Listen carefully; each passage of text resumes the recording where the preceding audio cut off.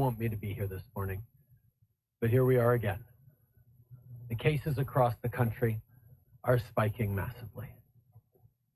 We are facing a winter that's going to drive people inside more and more, and we're really at risk of seeing caseloads go up and hospitals get overwhelmed and more loved ones dying.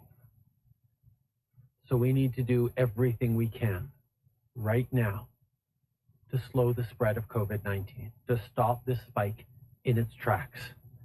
If you were planning to see friends this weekend, maybe don't. If there was a birthday party or a gathering for dinner you were thinking about doing, don't do it. We're in a moment right now, or even with all the sacrifices I know Canadians have been making over these past 10 months, we are now going to have to really tighten up once again. This is frustrating because I know we've all heard stories of people who've thrown up their hands and are not doing their part anymore. People who have stopped wearing masks or people who are going out more than they should. And it's tempting for all of us to say, okay, well, maybe I can loosen up a bit more too. But the reality is we need to go in the opposite direction. If there are people out there not following the rules when we know we need to, well, then those of us who need to are going to have to do even more. Because it's the future of our country. It's the future of our children. It's the future of our loved ones and our seniors. It's our economy. It's our businesses. It's everything all together. We're going to need to have to do this for another few weeks, for another few months, and we can begin to see the other side of this. We can do this. We've done it before. We know what to do. We understand this virus much better than before. We need to reduce our contacts. We need to do it right now. Je suis pas ici parce que ça me tente de l'être. I'm not here because I wish to be here, and I know that you don't really want to see me here either, here in front of my home, telling you once again that we need to make sacrifices, but that's exactly where we're at. We are seeing a sharp spike in numbers of cases here in Canada as well as around the world, and we know what we must do. We must follow public health guidelines and directives. We must have less contact among ourselves. We must make wise and careful decisions. We must not gather together with friends, not celebrate birthdays together in person, to remain in virtual contact and at home in as much as possible. We've reached a point where, once again, we will need to tighten up our activities to put a clear stop to the spread of COVID-19. And if we do so in the weeks to come, perhaps it will be easier for us to manage over the coming months. But let me speak truthfully, the coming months will be difficult for all of us. We're heading into winter. We will be forced indoors. And our activities will be even more restricted. COVID-19 will be able to spread more easily indoors. Therefore, we will have to take great care. We've been at this for 10 months now. People are doing the right things. We have shown that we can overcome this virus. We can control its spread. But now we're at a point, well, we'll need to do this once again and do even more than we have been doing in the recent weeks. Frustrating, because we all hear stories of people who are not following the guidelines, who are putting themselves at risk and all of us at risk. And even though we would like, perhaps, to do as they do, we know that we can't. Those of us who do follow the directives will need to follow them even more honestly and strictly. This feels unfair to everyone, but we do know what we do need to do, and we know that this is the time to draw together, to come together, and do what we have already done, what we did in the spring. to protect jobs, to support businesses, and to keep Canadians safe. We need to work together, all of us, as a team. Yesterday, I had a briefing with Dr. Tam, Dr. New, Minister Haidu, and the leaders of the opposition to discuss the current situation. All orders of government must come together to stop the spread of this virus. This was something I discussed last week with the premiers at our 21st virtual First Ministers meeting since the pandemic began. Across the country, we're seeing premiers and mayors making very tough choices to go into further shutdowns. And I know how hard that is, and I want them to know that they have my support, our support as a federal government. The best way to protect the economy is to get the virus under control. Doing things to protect people's health is the best way to minimize lasting damage to the economy. You know, in the beginning, we thought of this as a contradiction, that the things we need to do to keep us safe are things that are actually hurting the economy. That was how we framed that first wave of shutdowns. But we actually now know better from seeing what's happened around the world, from seeing how Canadians have made it through that first wave and through this second wave that's ongoing. Doing the things that protect our health are actually the best things to do to protect our economy. Going into lockdown and supporting businesses while we're in that lockdown is a better way of ensuring their success in a few months, in a few years, than trying to tough through a virus that is running around unchecked. We know that we need to be there for each other, and the federal government is going to continue to be there to help businesses that are impacted by these shutdowns. That's a promise I made from the beginning, and it's a promise we're keeping. This isn't the fault of any individual business, and we're going to do everything we can to get them to the other side of this. That's why it was so important last night that our government's bill providing unprecedented levels of supports to Canadian businesses became law. I want to thank all parliamentarians for working together to get this through. These support measures include a new rent subsidy for businesses which will go directly to tenants, not through landlords. Up to 65% of rent can be covered for small businesses affected by COVID-19. And if your business is facing a public health lockdown, then we're also providing an additional 25% rent subsidy through the new lockdown support. Combined with the rent assistance, hard-hit businesses could get a rent subsidy of up to 90%. Canadian businesses can begin applying for these new measures as of Monday, and they will be retroactive until the beginning of October. Lastly, this new law also means that the wage subsidy has been extended until June of next year, securing jobs and support for workers right across the country. This program has been a lifeline for millions of Canadians. So we're making sure people continue to get this support. Go to canada.ca/coronavirus to find out what supports are there to help you. Je tiens à remercier tous les parlementaires d'avoir contribué I wish to thank all parliamentarians for having contributed to the rapid adoption of the new support measures put forward by our government. They include a new emergency rent subsidy that will be given directly to tenants and not to landlords. This assistance will cover up to 65% of the rental costs of small businesses affected by COVID-19. And if your business is subjected to a public order lockdown, you could receive an extra assistance of 25% to cover your rent, thanks to the new lockdown support measures. Taken together, these two measures can cover up to 90% of the rental expenses of businesses that are hard hit.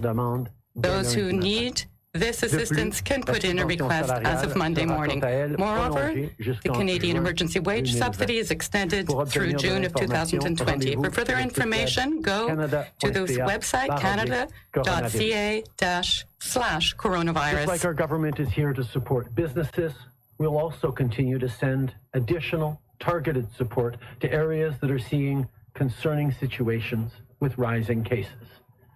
Last week, I announced specific support for Indigenous communities in Manitoba. Today, we're providing over $120 million in immediate funding to regions that are affected by outbreaks in Saskatchewan and Alberta. This will be used to support public health measures, food security, and other surge capacity needs. Minister Miller and Dr. Wong will have more to say at their regular update later today, but the bottom line is that we will do everything we can to keep people safe right across the country. À l'heure actuelle, on compte 52,000 cas At this time, we have 52,000 active cases of COVID-19 in Canada and 1,800 people in hospital. Over 1,100 people have died from this illness. Earlier today, Dr. Tam offered projections of what we're facing if we don't control the current outbreak. If we don't take action now, we might have up to 20,000 new cases coming in a day before the end of December. And if we don't reduce our contacts, that could be even higher. We must be realistic. The only way to shift this trend is to reduce the contacts we have with other people. If you don't need to leave your home, then stay home. Reduce your contacts. Help us to break this second wave and to save lives. Dr. Tam presented the updated COVID-19 modeling for Canada. Canada could have up to 20,000 new cases daily by the end of December if we don't limit or reduce our contacts now. And if we loosen and increase our contacts, we could see tens of thousands more. I know this isn't what people wanted to hear, but we have to be realistic about the situation. We're seeing huge spikes in places like Ontario, Manitoba, Saskatchewan, Alberta, and Nunavut, with a record number of hospitalizations across the country. Overwhelmed hospitals are a problem for people who need COVID-19 care. But it's also an issue for people who need other care, whether it's cancer treatments or emergency surgery. And each new case of COVID-19, every extra week that goes on with more cases, puts added pressure on our frontline workers and our healthcare system workers. Think about it. Our doctors, nurses, personal support workers, orderlies, hospital staff, they've been on the front lines for almost 10 months now, putting in incredibly long hours, being creative in how they can save people and protect people while at the same time trying to keep themselves safe, while at the same time having the same worries that each of us have about our loved ones, about our kids and schools, about our parents and our grandparents. And yet they keep showing up every single day to be there for us, putting their health, their lives, and in many cases, their families' lives on the line to keep us safe. And they're tired. They have been heroes. They have been going above and beyond anything they might have thought they were signing up for. We need to help them. We need to give them a break. We need to stop this spike in cases. We need to think about them as we think about our loved ones who need medical help, who are vulnerable to COVID-19. As we think about the damage this is doing to families and to communities across the country. We need to step up now, all of us.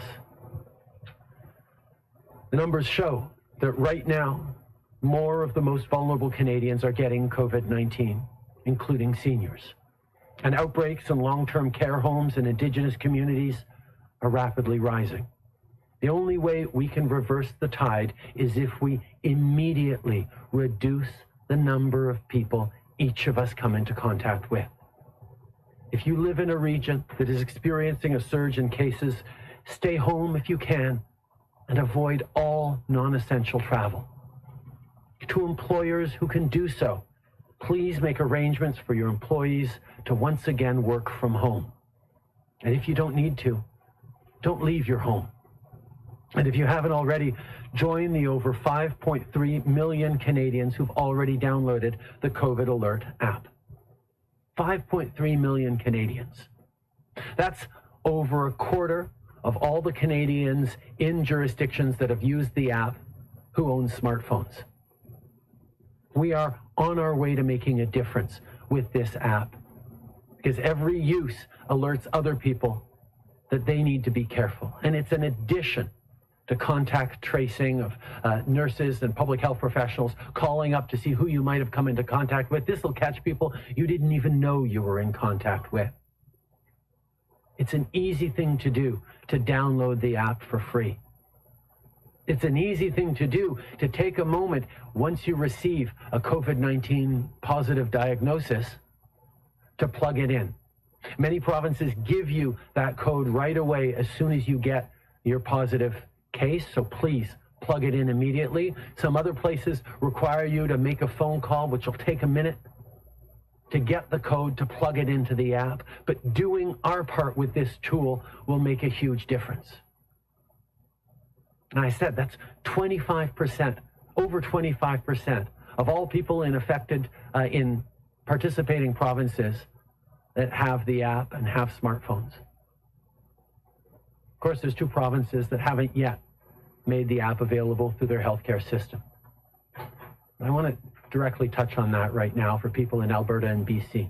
If you live in Alberta and BC, you can already still download the app for free yourself and put it on your phone. And there's 2 reasons to do that right now as we go through this second wave. First reason is I'm still hopeful that the local health systems will put together a system where they can give you that one-time code, which will allow diagnoses in those provinces to be plugged into the system to alert people.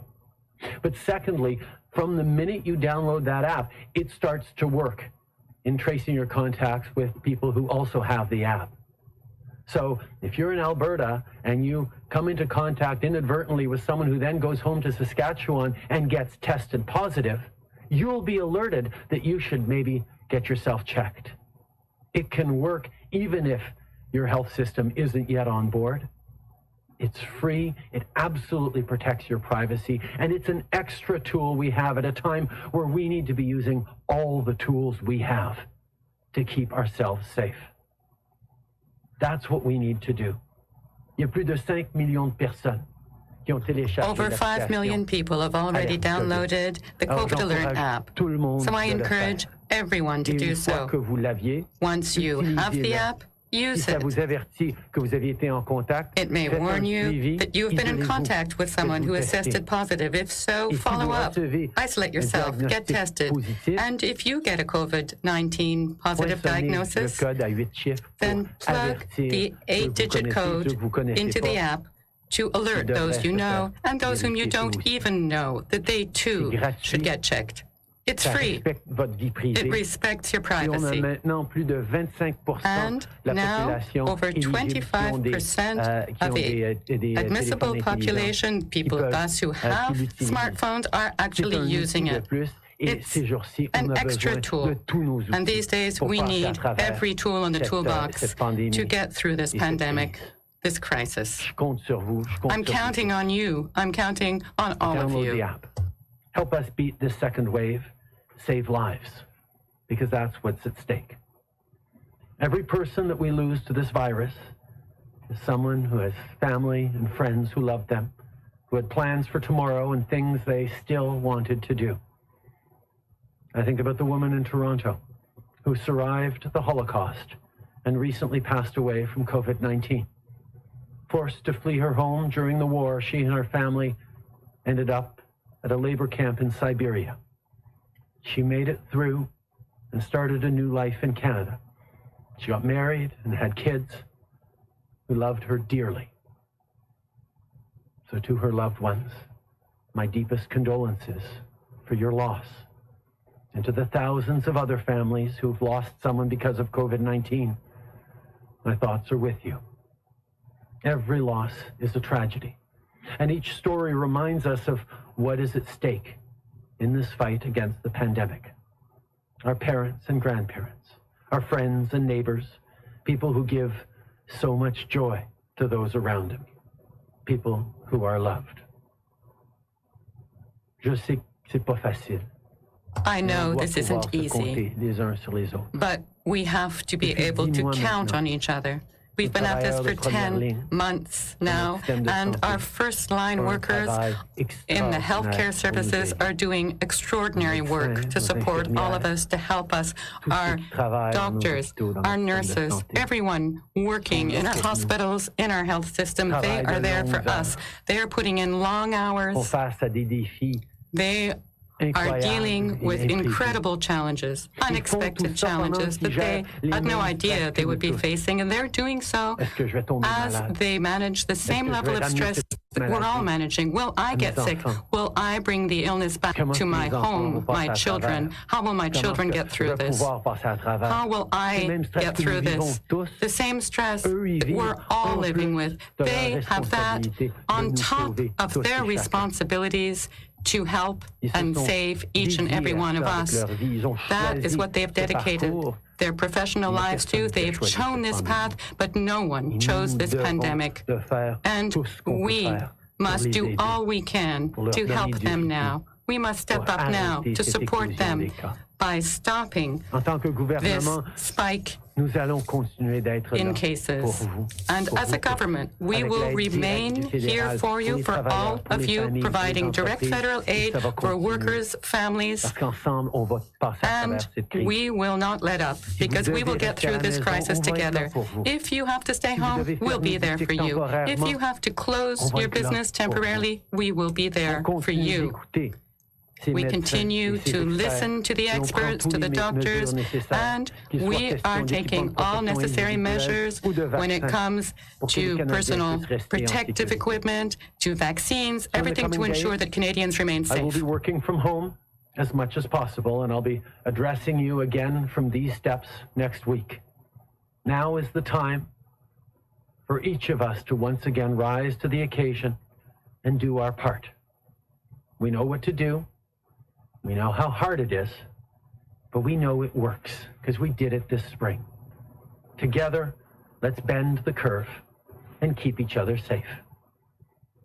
This weekend, I'll be virtually joining the G20 as part of our government's work to respond to this virus at home and abroad. And on that note, today I can also confirm that the Canada-US border restrictions have been extended until at least December 21st.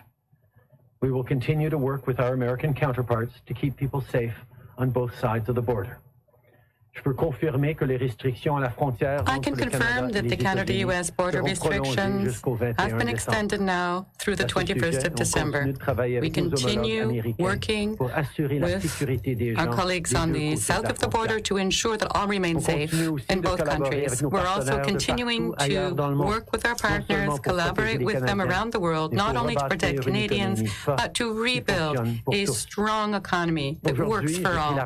Today, I spoke at the meeting of the directors of the Asian Commercial Group, and I spoke of the work we're doing to fight climate change and build a resilient new economy. This weekend, I will be speaking with other leaders of the G20 to speak of our common work to overcome COVID-19, protect our economies and our jobs. I shared a lot of information this morning, but here's the bottom line.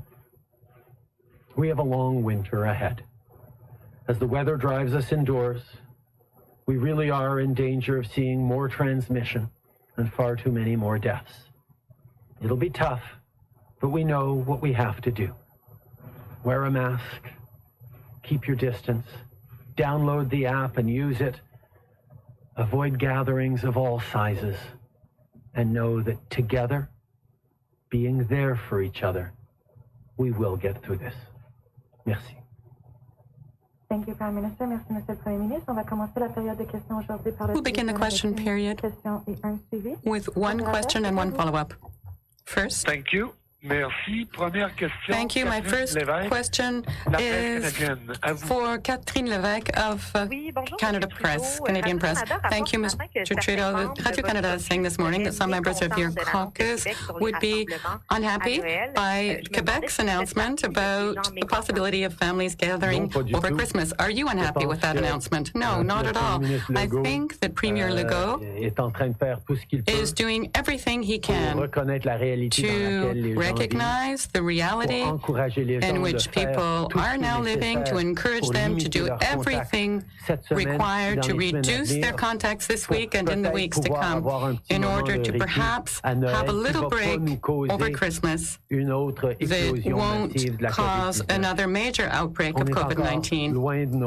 We are still far from Christmas. There are a number of weeks between now and Christmas during which we are in a position to take the measures required to flatten the curve. I trust Quebecois people and I trust all Canadians that we will be able to do what we must do to protect our loved ones, our elders, for first-line workers in the healthcare system. It will take us all working together in the weeks to come, but I think that we can do this.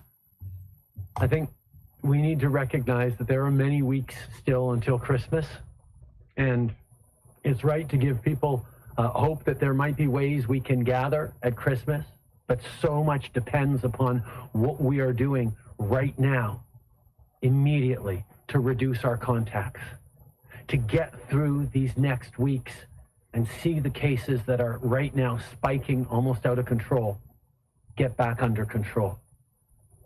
We all want to try and have as normal a Christmas as possible, even though a normal Christmas is, quite frankly, right out of the question. But what kinds of limits we have in place, what kinds of permissions public health is going to encourage us to have, depends a lot on what we do right now. So in the coming weeks, let's tighten up. Let's be careful. We've done this before. We can do it again. And the premiers and I and mayors and public health officials are all doing our part to support you, to give you the information. We need Canadians to keep doing what they're doing and tighten up. Autre question, Madame Lévesque? Follow-up question, Ms. Lévesque.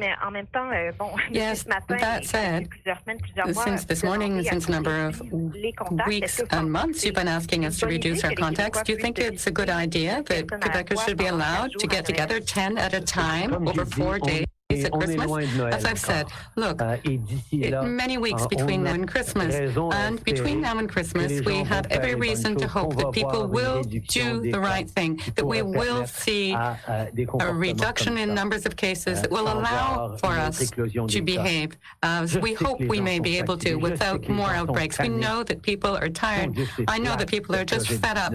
Geez, this is a real drag, this COVID-19. But we also know that if we remain strong over the coming weeks, and if we continue to remain firm in our undertaking to overcome this disease in the months to come, well, the vaccines are around the corner. It will be a tough winter, but we'll get through it together and we will rebuild a better world for all of us. Thank you. Merci. Next question, Ryan Tumulty, National Post. Line open. Sir, I'm wondering from your perspective, what do you think has gone wrong here? Were provinces too quick to ease restrictions, too slow in putting them back in place? Do you think your government bears some of the blame, or is this about individual Canadians and their own choices? I think, quite frankly, we're seeing a spike right around the world in this second wave. We are seeing places that otherwise had things reasonably under control suddenly see spikes. I think there's probably lots of things contributing to it. There's probably more things all of us could have done differently or should have done. And of course, we're going to learn from all those things. But right now, I'm focused on what I know we can do. I'm seeing provinces, mayors, public health authorities bringing in new rules and tighter restrictions. I'm seeing Canadians willing to once again step up and do their part. As a federal government, we made a promise from the beginning that we would have people's backs throughout this, whatever it takes for as long as it takes. And that's what we're doing. And with these extra supports to businesses, with continued supports to Canadians, we're demonstrating that we will continue to be there. And I know we're going to get through this. Following up, Ryan? Yeah, sir, I know you've said previously that many of the decisions around restrictions are in the hands of local governments, provincial governments. But one area that you could have an impact on is interprovincial travel. I know Premier Horgan has asked you to consider putting in restrictions on travel. I'm wondering if that came up when you talked with him on Thursday and if you're prepared to make any moves in that direction. What I'm doing right now is telling people not to go out if you don't have to, not to travel if you don't have to, that for the coming weeks, we need to flatten this curve. I think that's the message we're hearing from premiers across the country. And I think Canadians are going to listen as well. I think the idea of bringing in the Federal Emergencies Act to shut down the borders and guard those interprovincial borders is not an idea I am even contemplating right now.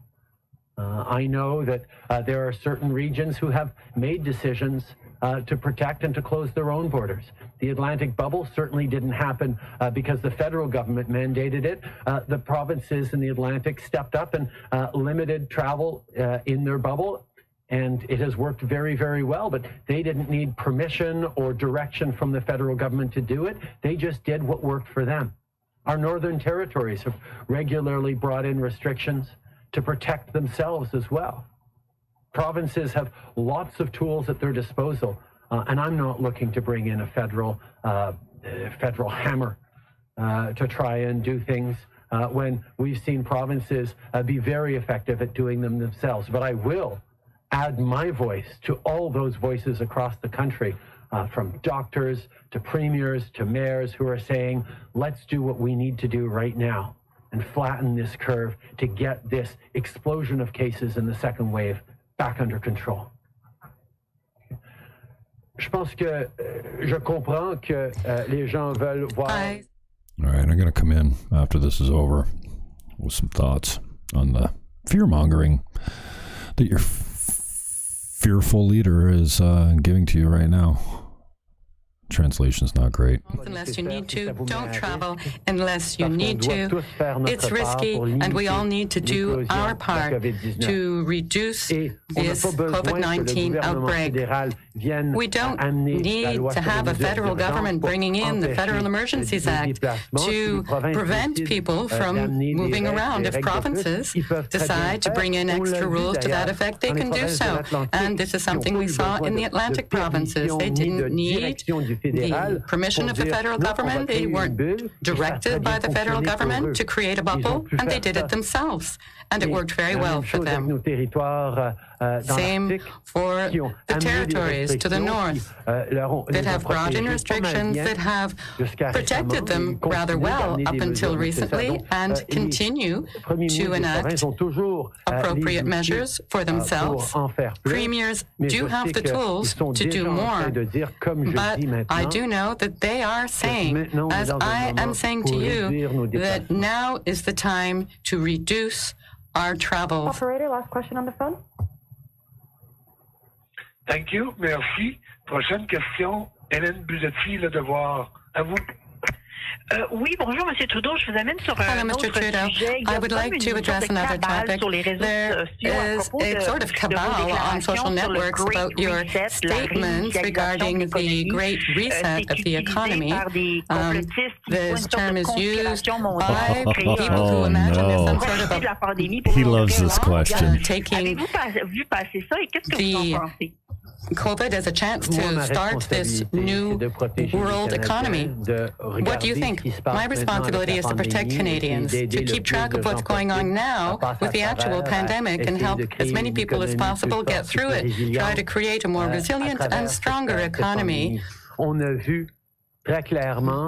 We have seen very clearly that the most vulnerable in this pandemic have been hardest hit, people who are marginalized, who are racialized, women. Yes, we need to adjust our programming and our policies to be in a better position to help everyone. I think that's what Canadians expect from us, and that's what we have been doing over the last 5 years as a government, creating more opportunity, more equality, less barriers and obstacles for all in society. We also know that we need to do more throughout this crisis, this pandemic, and after it to fight climate change. We do indeed need to improve the way we operate as a society, as an economy, as a country. We need to reduce our carbon emissions. We need to look for new alternatives. Yes, a crisis like this is a good time to think carefully about how we can build a better world, a world even better than the one we have inherited from our parents. That's what I've always done, and that's what I will continue doing. Has shown is that we have gaps in our social safety net, in our society. The most vulnerable who've consistently slipped through those cracks have been even harder hit by this pandemic. And we do need to make changes to strengthen our social safety net, to support workers and families even better, to make sure that as the world changes through this pandemic and beyond, we're there to help people succeed. And looking at how we can improve things, how we can bring in better supports, how we can create better prosperity and shared economic growth for everyone. These are the things that Canadians expect us to do, not just during a pandemic, but have watched us work on for 5 years. Over the first 4 years of our government, we lifted 1 million people out of poverty. We created 1 million new jobs in Canada, which was a record. We did that by leaning in on supporting people who are more vulnerable. And even as we deal with this crisis of a pandemic, we have to continue to deal with the crisis of climate change and the transformations we need to bring to our economy to better be positioned for the future opportunities and the future challenges. And that's working with our energy sector to lower our carbon emissions. It means working with our transformation sector and bringing in investments like the Oakville plant that's going to be zero emission vehicles. We're going to continue to do the kinds of things that Canadians expect us to do, which is work every day to make sure we're leaving a better world to our kids than the one we inherited from our parents. En suivi, Hélène? Follow-up question, Hélène. Qu'est-ce que vous dites Yes, but what do you have to say to those, including MPs in the House of Commons, who see in your use of the term Great Reset evidence of some sort of grand plot? What do you have to say to this sort of conspiracy theory out on social media now? I think that we are living through a very anxiety-provoking period for many people who are anxious about this pandemic and its impact on their lives. People around the world are looking for reasons and also looking for solutions that sometimes turn out to be their conspiracy theories. But if there are any conservative MPs who want to focus on conspiracy and plots and so on, well, they're welcome to do so, but we will remain focused on Canadians. I think we're in a time of anxiety where people are looking for reasons for things that are happening to them, that the difficult moments we're in. It's nice to be able to try and find someone to blame, something to point to, something to get mad at. I think we're seeing a lot of people fall prey to disinformation. And if conservative MPs and others want to start talking about conspiracy theories, well, that's their choice. I'm going to stay focused on helping Canadians get through this, on learning lessons from this pandemic, and making sure that the world we leave to our kids is even better than the world we inherited from our parents. Hello, Prime Minister. It's Annie Bergeron-Oliver with CTV National News. In your speech, you said, quote, going into lockdown and supporting businesses while we're in that lockdown is a better way of ensuring their success in a few months, in a few years, than trying to tough through a virus that is running around unchecked. Are you now recommending a nationwide lockdown like we had in the spring? No, I'm not. I am today using my voice and my position as Prime Minister to talk to all Canadians, to tell them that we're in a serious situation where they need to listen to their premiers, they need to listen to their public health experts on what they can do in their jurisdictions to do more. And while I say that, I also am reminding people of the federal government's promise to people that we would have your backs. And we've done that from the beginning with the CERB and now with EI. We've done that with wage supports for businesses, with small business loans, with measures like the rent subsidy that have helped and will continue to help businesses hang on and get through this situation that isn't their fault, but is hitting them hard. Our ability to hang on together and get through this relies on all of us working together, and that's exactly what I'm calling for. So why did you reference specifically going into lockdown then as a way to help sort of support businesses? Well, we put forward a measure that is the commercial rent support and subsidy that goes directly to tenants, not through landlords this time. And there's an additional 25% top-up that's called the lockdown top-up, that if you are under a local public health order that says you need to shut down for public health rules, we're going to give you an extra 25% support towards your rent. Because this is a reality that many provinces are bringing in restrictions, bringing in lockdowns, and wherever they are across the country, as a federal government, we will be there to give you that extra support, but also to reassure the people making those decisions about restrictions and lockdowns that if they make that decision that this community or this sector needs to shut down, the federal government will be there, as we have since the beginning, to support those communities, those individuals, those small businesses. Okay. Je pense que les gens doivent savoir que nous sommes là en tant que gouvernement fédéral pour aider dans les décisions des provinces. To assist provinces in the decisions that they make, decisions that various administrations, jurisdictions are taking, either bringing in lockdowns or other shutdowns or reducing activities. This is up to them. These are their decisions, best taken at a local level. We can't have one approach applied across the country. There are so many differences across this country. That is why my role as a Prime Minister is to say and to remind people that we are here to help you and we will remain here to help you, including with extra support if you are in a place, in a sector, in a region that must shut down due to public health requirements. We know that making difficult decisions like this, essential though they may be, to reduce contacts is going to be the only way to get through this pandemic. Bonjour, Juliane Lapointe de Radio-Canada. Hello, Juliane Lapointe, Radio-Canada.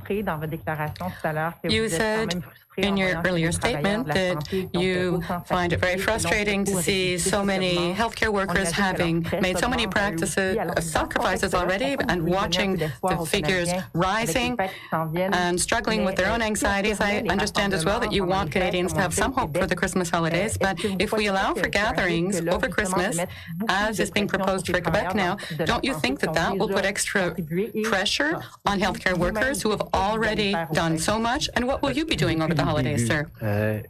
Since the very outset, I have been underscoring that my job is not to judge or to criticize the provinces. I'm here to work with them. I will be here and we will be here as a federal government to provide direct assistance to citizens across the country, to support businesses across the country. That is what we can do. We will also remain here to support the provinces and help them make their decisions. We sent $25 billion worth of support to the provinces for contact tracing, for testing, for PPE, to assist the most vulnerable, and to ensure a safer return to school for our children. And we'll remain with them to work with the provinces.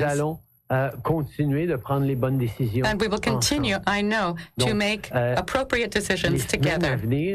Over the weeks to come, we will see what we can allow for by Christmas across this country. That's why it's of the highest importance to tighten up what we're doing over the next few weeks.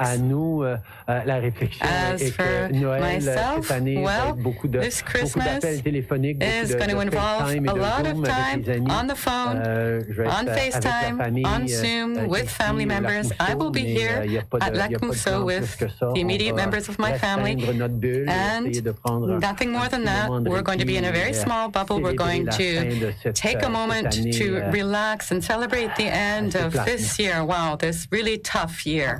Thank you. Do you think that part of the problem here is mixed messaging, and that you're saying don't go out unless you have to, but some gyms are open, some stores are open, so there's a mixed message there? Or do you think that some people have just tuned out and just gotten tired of this? I think a lot of people are tired of this. I think a lot of people are just wanting this to be done with, wanting to be through it. And I think the arrival of imminent vaccines on the horizon is both motivating people to say, okay, we're almost there, and others to say, okay, that's it, I'm done, I'm just going to wait. We need to hang in there. We need to know that the end is in sight, but we're not there yet. We still got to get over this hump of a winter that's going to drive us inside, endanger us to more spikes and more transmission, and really hang in there. And I know it was somewhat simpler in the spring when I could stand in this place and say, everybody across the country, stay home, don't go out. And it worked to bend that curve. But millions of Canadians suffered. And it was a blunt object of a tool, a national shutdown, that we now know actually we're seeing different jurisdictions and different provinces use targeted shutdowns and targeted reductions in a much better way. The idea for parents of having to deal with kids at home once again if schools shut down is something that obviously everyone's trying to avoid. But in order to avoid that, we need to make careful choices appropriate for every situation, every jurisdiction about how to limit things. And that means that, your friend who you talk to who lives in a different city may have very different choices that they can engage in that you can't. And that seems unfair and it seems frustrating, and it is. It's unfair and it's frustrating. Yep. There's no question about it. But we're not in a fair situation. And all we can do is try and be there for each other as best we can. As a federal government, we're trying to make it as fair as possible for people by being there for the people who need more help. For giving more help to businesses who are forced to shut down, more help for businesses that are really suffering, while others are being able to make it through. But everyone is sick and tired of this. And we need to know that the end is in sight, that spring will come after this winter. But in order to get through this winter without overwhelming our health systems, without losing too many more of our loved ones, we need to do one last big effort these coming months, and it starts with the coming weeks of really tightening up, which is why I'm back here in front of my house telling you it's time. It's time to tighten up.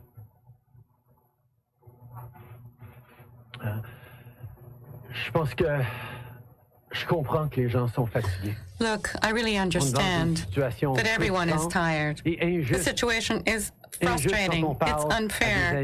It's unfair. You talk to friends in another place who have less rules imposed on them than us. We see people who aren't even following the rules that we have, who are carrying on their lives as if nothing were happening while we are being careful to reduce our contacts. There's so many unfair things right now. That's why the federal government remains here, to help the most vulnerable, to help those who are most affected by the situation. But we are all making sacrifices. We're all suffering, and we must all step up and do our part. We are facing a universe right now, a situation that will be difficult. However, spring is around the corner. The end is in sight. Vaccines are coming. We have to hang in there over the coming weeks, the coming months. We need to do our part. We will get through this, but we must work together. Good afternoon. Mia Rabson from the Canadian Press. You have an urgency and a certain tone to your messaging today that doesn't seem to be being picked up by opposition parties who keep attacking the government's response. And at the same time, you continue to attack them, including just now accusing the Conservatives of peddling in conspiracy theories. Do you think that there's a risk to that approach in undermining the entire message and having people tune you out? I think we've seen Canadians work together across political parties, across jurisdictions, as we've worked hand in hand with premiers of all different provinces in moving forward to support Canadians, and we will continue to. I think it's really important that our democracy continues to function well, that Parliament continues to sit, that opposition parties continue to criticize the government every step of the way. That's how our system works, and that's how it should work, because the government needs to be on its toes every time. It needs to think about the fact that it's going to be criticized for everything it does, and therefore we better do it as best we possibly can. That's the way our system works, and it's just fine. And for example, it showed that we can come together as we did to pass this legislation that just got royal assent that is going to send more help to businesses. We all come together as we need to. But it's also a time where, as a government, even as we are engaging with opposition parties, our focus is not on politics. Our focus is on Canadians. Our focus is on being there to support people. And if the opposition parties want to dive down rabbit holes, well, they get to do that. But where they want to work with us to deliver for Canadians, to say, well, can you do this more for Canadians? Maybe you can come and help this group this way. We're working with them. We're happy to work with them. We're happy to do more. We're happy to be pressed by them to do more. Because that's how this system is supposed to work.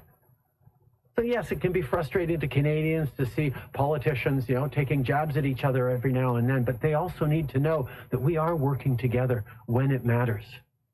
Then they can make their judgments around whether someone's going too far with an elbow here or there, or a critique here and there, or whether or not we're actually doing the things that matter. And we're a democracy, so people ultimately get to decide how they move forward. David Aiken, Global News. Prime Minister, I got the app on my phone. I know you get it on your phone.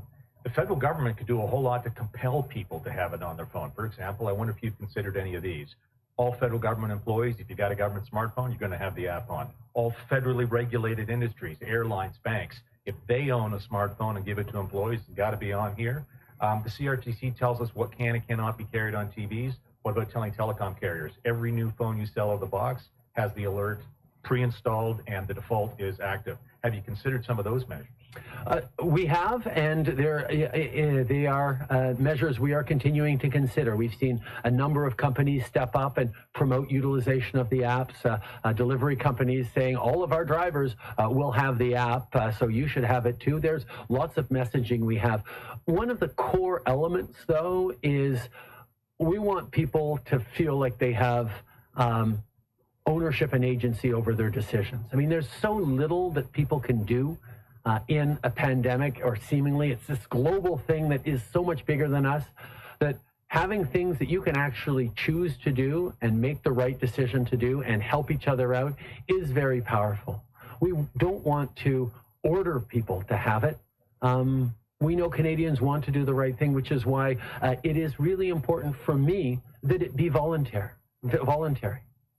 It protects the privacy to a greater degree than some health experts would like. They'd love to know who you contacted so they could communicate with them. They'd love to know where you were in order to see better what kind of case spread is happening. But we made the decision that protecting people's privacy and getting more people to use it was the right decision. So it absolutely protects your privacy. It's totally voluntary. And it does rely a lot on people wanting to do the right thing. But this is Canada. We've seen it time and time again as neighbors step up to help neighbors, as people choose to do the right thing, as people choose to help each other out.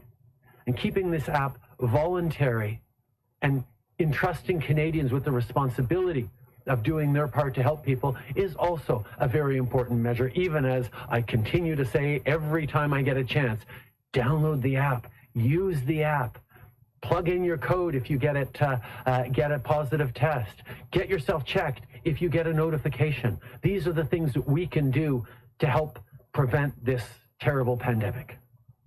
Thank you, Prime Minister. C'est ce qui m'a fait la conférence de presse d'aujourd'hui. This brings the press conference to an end. Merci tout le monde. Thank you, everyone. Wow. So stay at home. Don't talk to your loved ones. And we'll be there for you. You know who you're not there for, Prime Minister? Is the small business owners that don't have $50,000 yearly payrolls. And you are not going to be able to subsidize them to the point of replacing their income. And you're telling them to stay home. This is such a scam on so many levels, man. It's starting to go right into the conspiracy theory sections for me because I don't want to believe in the Great Reset.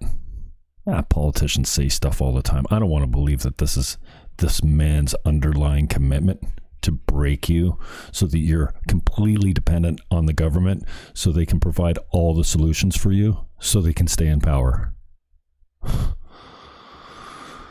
Heartbreaking, man. Heartbreaking. Maxime Bernier is on with me Sunday at 3 p.m. He's the leader of the People's Party of Canada, a former contestant for leadership, was he? In the Conservative Party of Canada. Ideologically opposed enough that he extracted himself from the party and started a new party called the PPC, the People's Party of Canada. I've spoken to Maxime before. I appreciate his takes. As a recovering lefty and a 6 or 7 time Green Party candidate, doesn't get any more left than that. I'm center right now. I'm a moderate. I see issues on both sides. And Maxime Bernier is a guy I voted for last time around. Hold it against me if you will. I just joined the Conservative Party of Canada in my local riding here in St. Catharines to support a friend of mine whose name is K.R. Davidson, who was going to run for the candidacy for this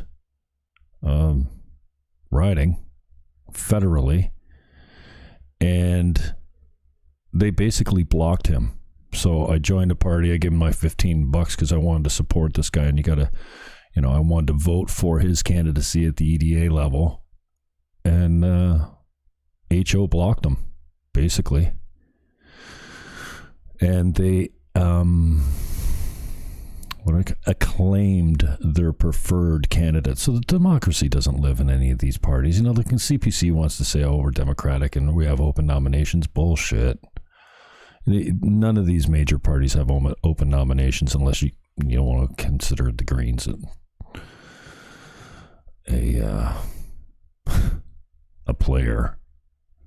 But of the big three, I don't think the Greens got their shit together or organized enough to have.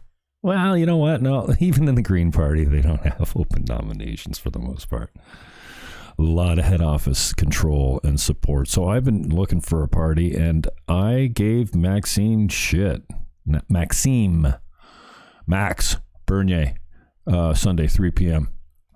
I've criticized him for not playing the game, not keeping his head down in the Conservative Party of Canada, biding his time, then running for leadership and kicking their ass. I get it. When you're that ideologically opposed to your party, you got to get out. You can't stay with them. So Maxime Bernier will be live with me Sunday at 3 p.m. EST. Yes, that is during football. I booked the appointment, and I'm not about to move it because my Eagles happen to be playing, so I might be a little bit distracted. Check me out live here, wherever you're watching it now. Sunday, 3 p.m. EST. Max Bernier of the PPC in Canada. Looking forward to that. It sounds like Trudeau is going to support all governments that restrict your liberties. You heard him say it himself. And you know what I'm tired of? Did he put women in the most vulnerable sector? I'm tired. I love women. And I'm tired of us speaking of them as victims that are vulnerable outside of everyday life. And we're all vulnerable at some level. And women are not any more vulnerable at catching COVID than anyone else.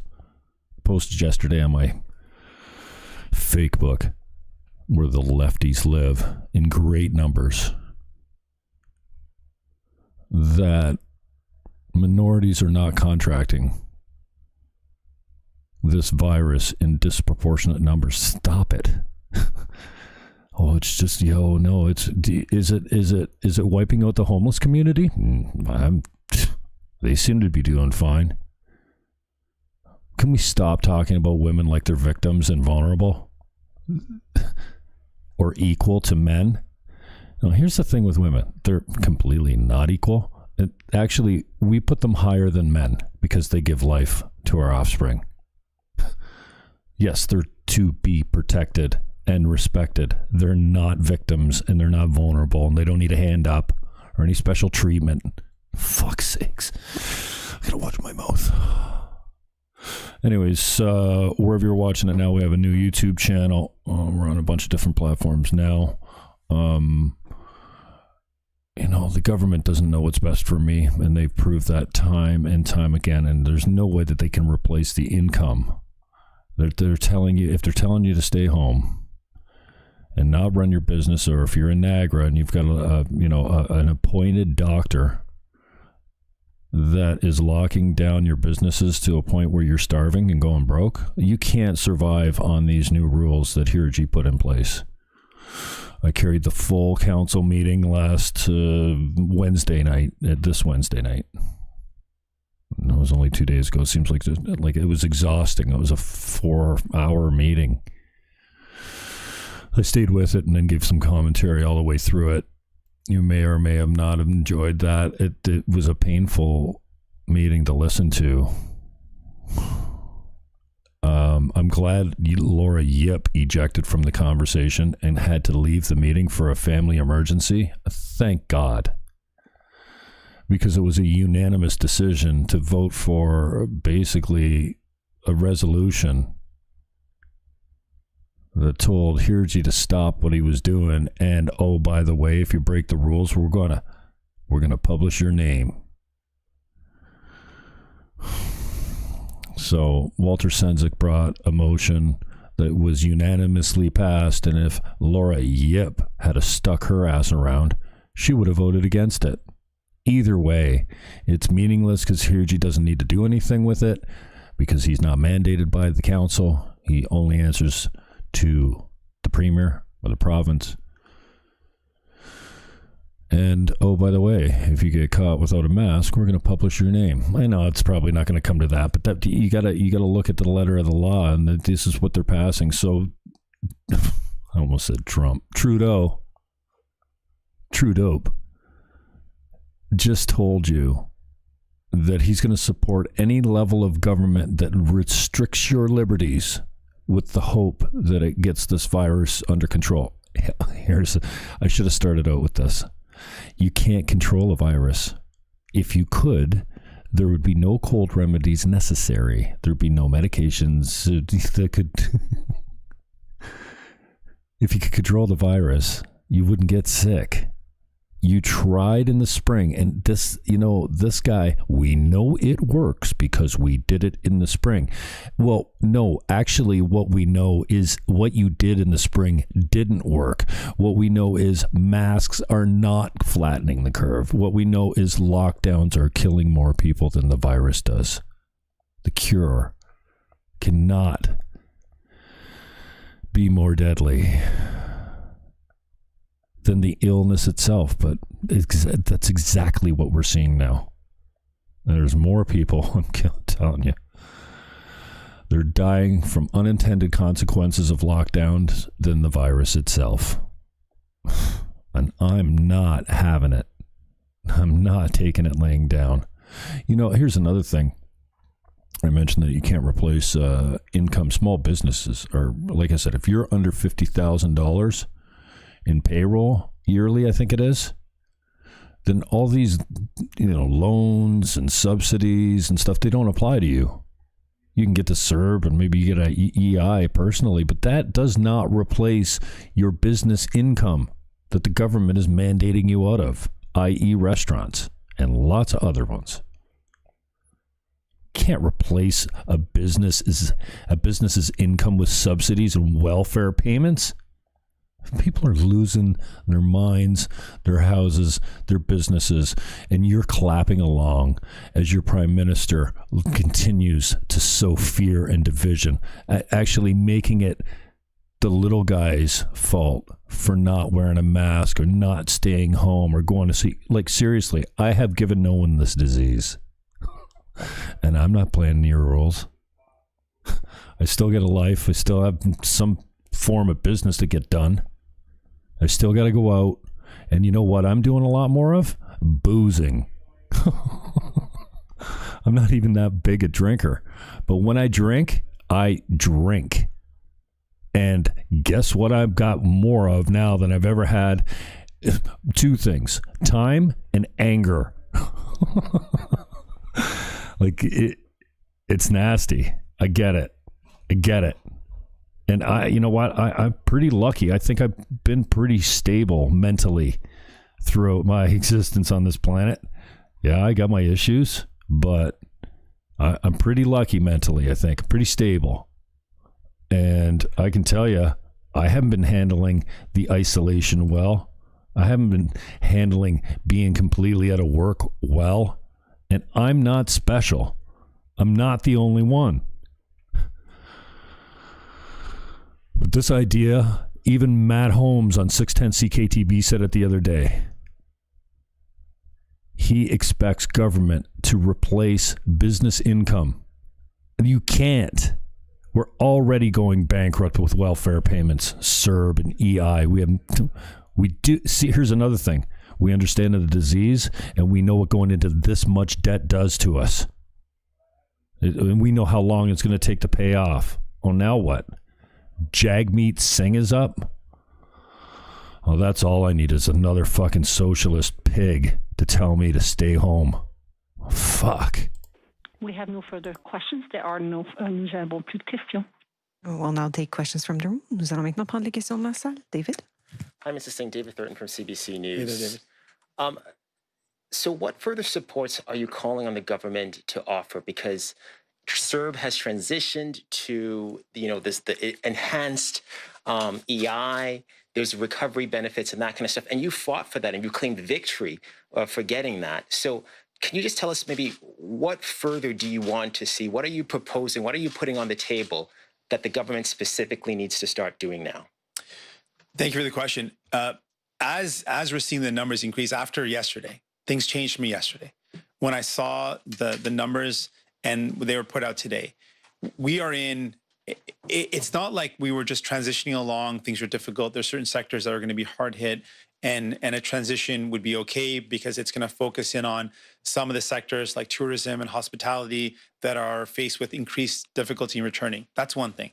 But looking at the numbers yesterday, what has changed for me is that we are at a critical moment. Like, things are very scary. And when we're at a level where things are that scary, we just had the representation of those 2,000 emptied shoes that reminded us these are people that we're losing. I'm thinking about communities that are hard hit. I'm thinking about people that are going to lose their loved ones. Knowing how bad things are right now and knowing that there is an end in sight, there is a potential, a lot of great potentials around vaccines. If we don't act now with the full force that we acted with at the first wave, if we don't act now with that same full force, we're going to lose a lot of people.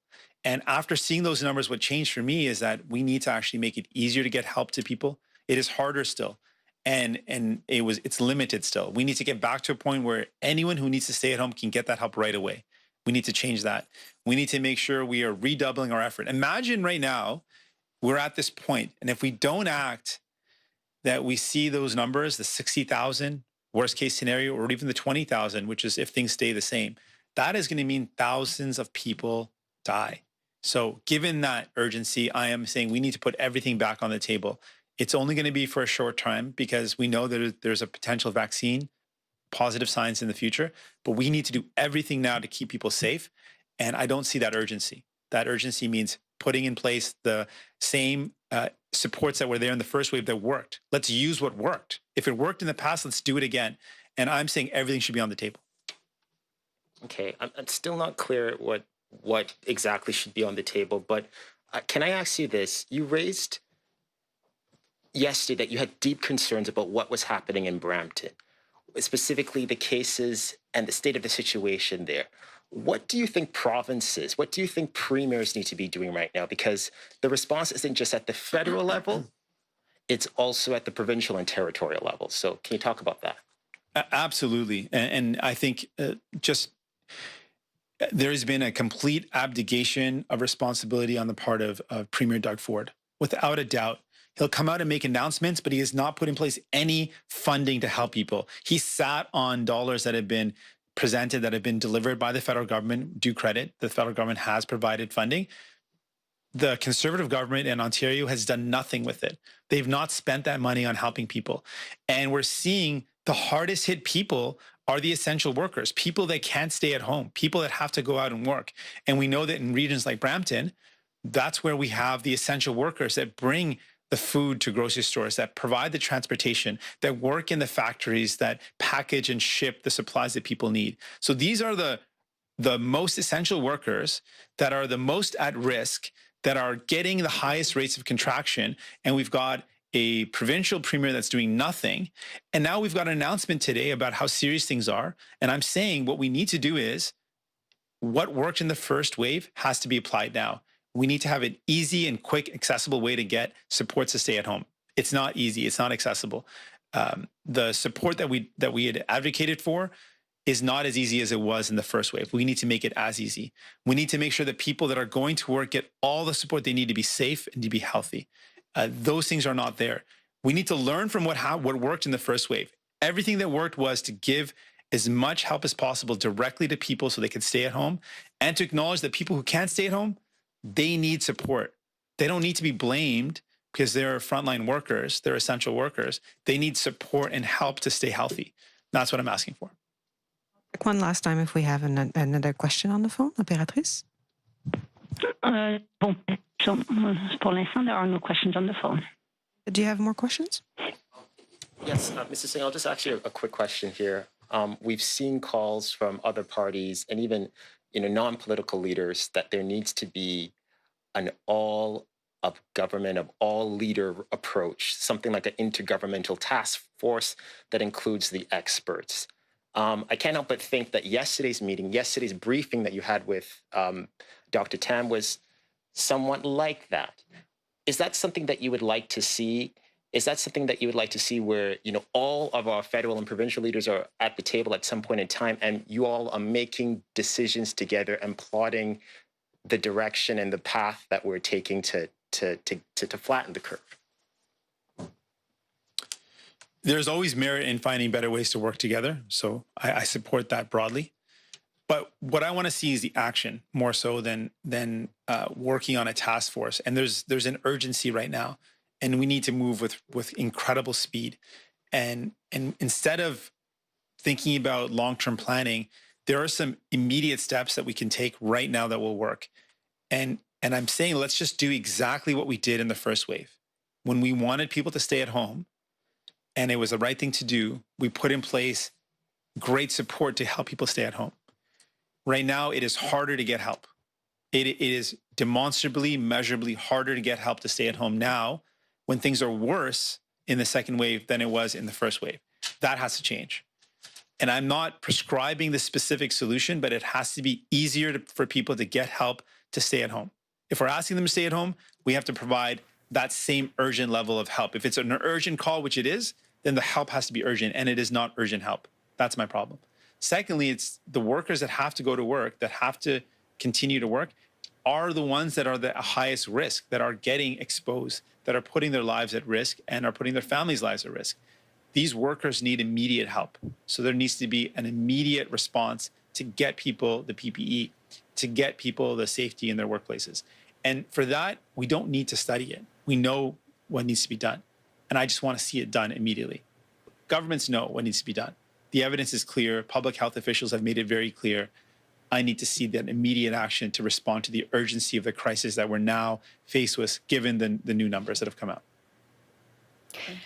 The leader of the NDP, Jagmeet Singh, speaking in Ottawa, responding to the new COVID modelling numbers out today. Singh saying those numbers show we're in a critical stage.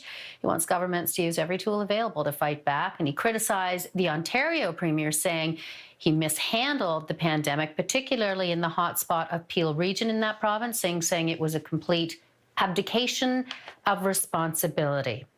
Last update in the fight against COVID-19 this afternoon, the country's top doctor releasing the latest modelling numbers. As we mentioned, the country expected to hit close to 380,000 total cases by the end of November. Deaths will also rise. Dr. Theresa Tam says if Canadians don't drastically alter their behaviour, infections could top 20,000 a day by the end of December. Under the worst case scenario, Tam says, Canada could see 60,000 cases a day. Tam pleading with the public to take action to limit contacts. The predicted number of cases could be in the range of 366,500 to 378,500 by November the 30th. The predicted number of deaths could be in the range of 11,870. Oh no, what am I doing? By November the 30th. How come I... Oh. Let's bring in infectious disease specialist Dr. Lisa Barrett. She joins us from Halifax. And so, Dr. Barrett, let's talk about these numbers. So, what did I just do? A 20-minute rant? And my mic was off? I wonder if it was... I don't even think it comes through. No recording. What? Yeah, it was coming through my head. My mic was turned off. Sorry. Anyway. Maxime Bernier, Sunday, 3 p.m. Check it out. And now I think I'm discouraged. I talked too long without my... I'm not looking... I should be looking at your comments. I talked all that time without your spoon bullshit, buddy. That was 20 minutes ago, so okay. I think I've been... thanks for watching.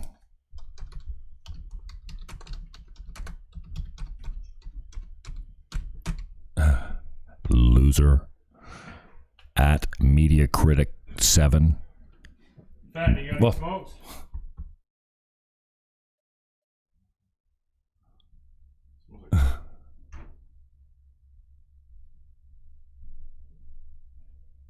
All right. I think my mic's on. All right. I'm going to replay this later. Maybe go try and find that Jagmeet Singh stuff.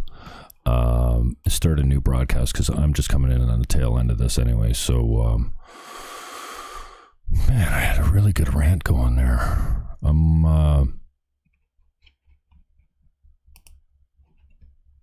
Bernier, Maxime Bernier, Sunday, 3 p.m.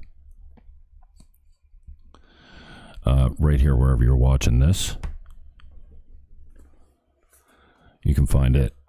My interview with him. That should be decent. And, well, thank you. Yeah, I was going to try and bring you some of that. Maybe I should try and find Jagmeet Singh.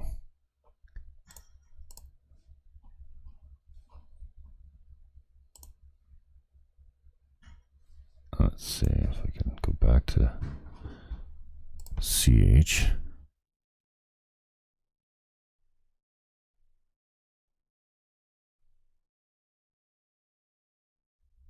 I don't know what's going on. I can't grab it. Let's see what these clowns are saying. In targeted areas is what we need now.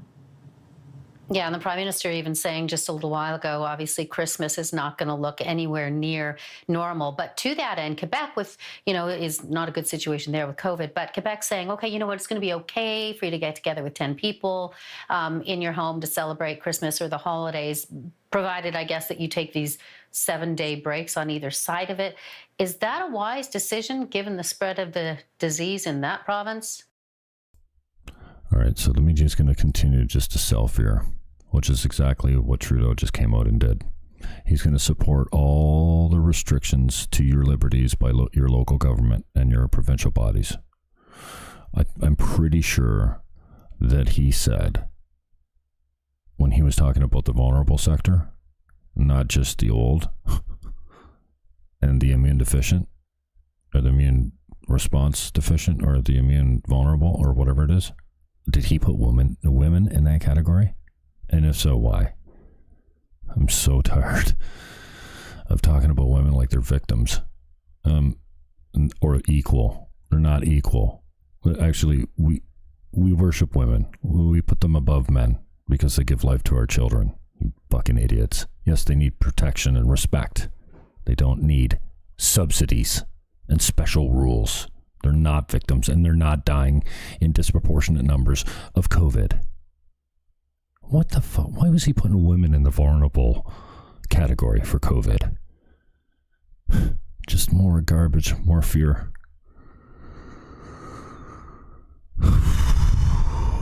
You know what my government does not know is what's best for me. Hardly ever do they know what's best for me. And tell me what to do is not working. Dr. Hirji shut down our local restaurant industry. Killed it. One swoop. Yeah, that's what happens when you say you have to live in the same house to dine together out in public. And this are the measures that your government, and mainly led by Justin Trudeau, supports, actually welcomes. I don't know about you, but yeah, I'm tired of it. Okay, so not only does this government not know what's best for me, I do, but you can't replace small business income with subsidies and welfare payments, dudes. These guys, their whole businesses ruined. Can't replace that with $900 a week or $450 a week. You're running these people straight into bankruptcy, depression, suicide, and drug abuse. And I'm a perfect example. I'm pretty lucky. I've been pretty stable mentally throughout my life. I struggle. Yeah, I'm not perfect. I have my moments, man. And I've had many of them lately. You know what I'm doing a lot more of? Boozing. Why? Oh, I got a lot of time on my hands. And why the fuck not? Anyway, I know a lot of people. I know more people killed themselves or died via tainted street drugs because they're looking to get away than I do actually. I know of no one that contracted this disease yet. No one, personally. It's not like I'm going out and saying, hey, if you ever get it, let me know. I'm sure many people I know have had it. I'm sure many people I know have had it and didn't even know they had it. And I'm all like, it could be possible that I've had it. And we talked about ranking losses. Somehow, if you know someone that died of COVID, that makes your opinion better than mine, because I don't. I think actually the losses that I've seen, and the suicides and the drug overdoses, and the mental illness and the depression and the hopelessness, and the deep, dark places of the moods that lockdowns put people, I think that outranks the average age of 80 dying from this disease. Yeah, we're locking down the healthy people and driving them to suicide and mental illness because the average age of a virus that we can't control. You know, this, my gosh. You can't control it. He said, Trudeau said earlier, we know it works because we did it in the spring. Well, no, actually, we know it doesn't work because we did this in the spring. And what? It didn't work. Your masks aren't working. And I think that we could have basically sustained the same amount of tragedy by just social distancing and cleaning your hands and being careful. Staying away from people. Watch the surfaces you touch. Don't be sneezing on people. You know, Somebody was telling me the other day, this disease is transmitted through the air, like by aerosol. No. Although it might be how everything gets infected. Not everything, but it's contact. It's not, you're not catching it walking by someone on the sidewalk outside. It doesn't happen. It's very difficult to catch an airborne illness. You have to actually get a droplet of it in one of your orifices that doesn't have the ability to kill it. So, no, your masks are not working. If the masks are working so good and the lockdowns are so great in the spring, why are we seeing a spike now? Oh, in the spike. I should probably pull this up for you. Let me show you some stats. Worldmeters.info. Coronavirus updates. I'll let you watch along. I don't think you have the URL at the top, but coronavirus updates, countries.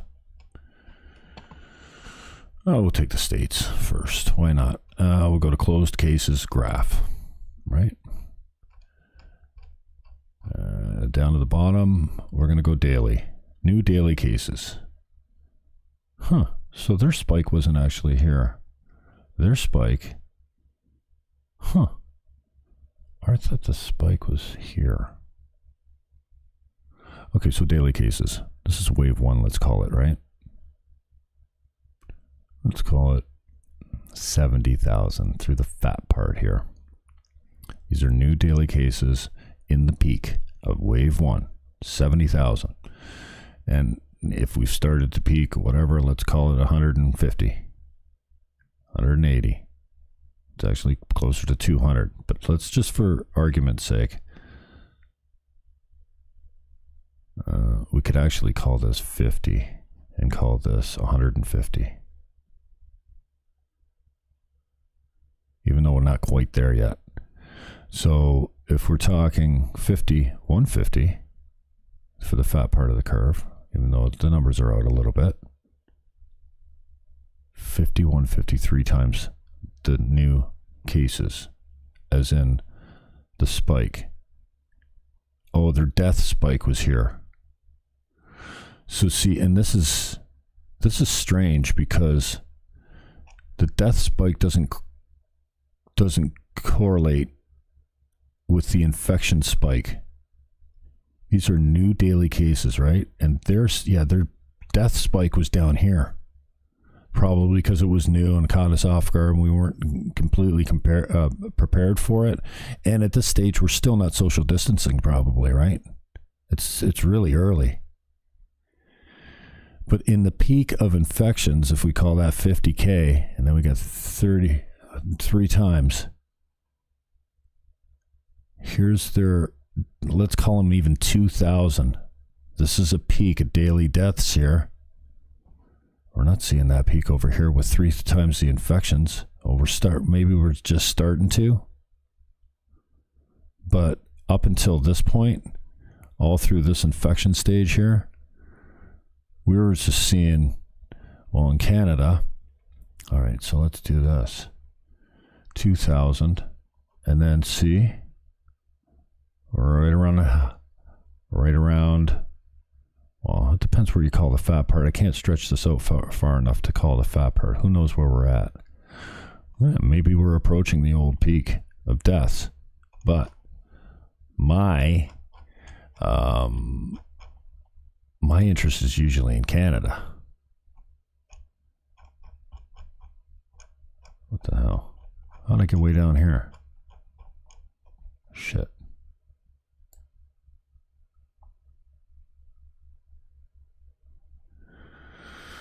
Canada, here we go. What's 32? Is that how we're ranked? Okay, so here we go. This stage is probably a little bit more. Well, there's higher numbers. Fuck, where am I going here? I'm high. Show graph. Closed cases. Okay, so in Canada, this was our peak infections. This was cases. But mind you, we're not doing the testing, but still. even if you stretch that to 2 grand, it's well below it. But if you call this 2 and call the new infections 4, we got double the infections. And then our peak here, let's call it 150 deaths a day. Not even. The fat part's down here. Let's call it 100. But here we got a huge peak. Here we don't. Here we've got double the infections and at least half the deaths. Anyway, it's just something it's not something, I've said this before is what I'm trying to say. It's bullshit. Is my mic on? How long did I broadcast with a flat mic? Those are...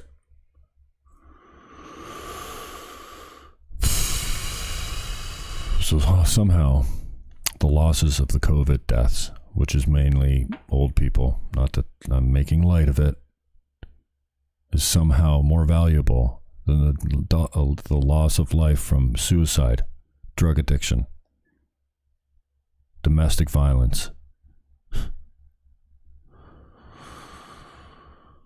The smallest businesses don't have protection from this. The wage guarantee, the wage subsidy thing, I think that's for businesses at $50,000 per year of payroll. Yeah, they might be able to get your $450 a week, but that doesn't replace an entrepreneur's income, and will lead to serious mental health consequences for that entrepreneur. You can't ruin a guy's business and then expect him to be healthy. People lose their shit. Max Bernier, Sunday at 3 p.m. right here, wherever you're watching it. And what's with we're going to keep the border closed. So I can fly across the border, but I can't drive. What? Seriously, I can fly, but I can't drive. An airport.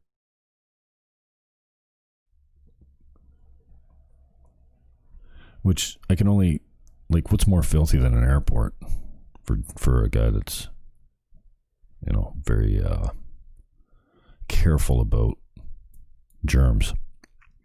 Airport's like a casino. Probably just as filthy.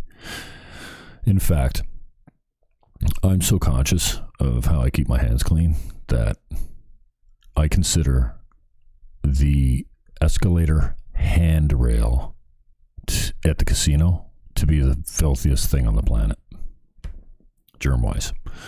If I get chills just by, I know this is kind of dramatic, but imagine just sticking your tongue to that thing as it rolls by.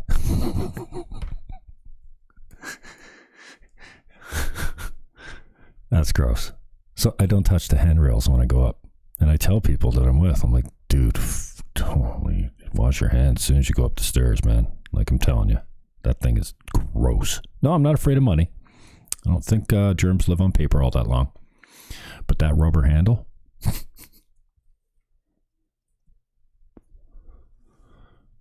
I might be wrong. Maybe money is dirty. I don't consider money to be all that dirty. I know it's dirty, but I don't think that germs live on it so much. Not like a doorknob or other people's hands. That's where you're getting it. I'm not getting this from the aerosol transmission. This is an aerosol transmission. Never happened. Did I mention Maxime Bernier, leader of the PPC? I voted for that guy last time around.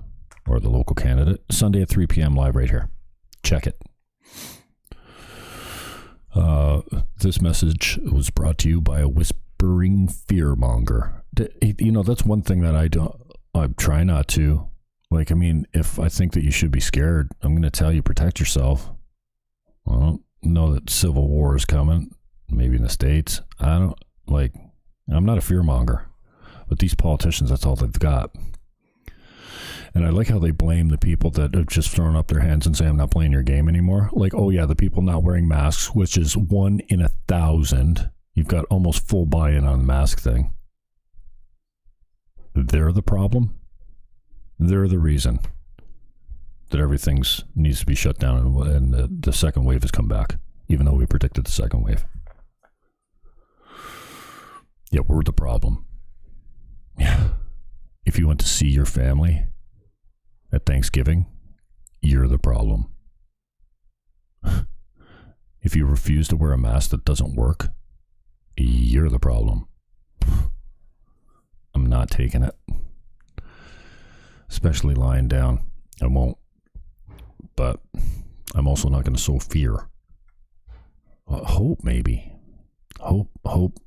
Is hope too much to ask?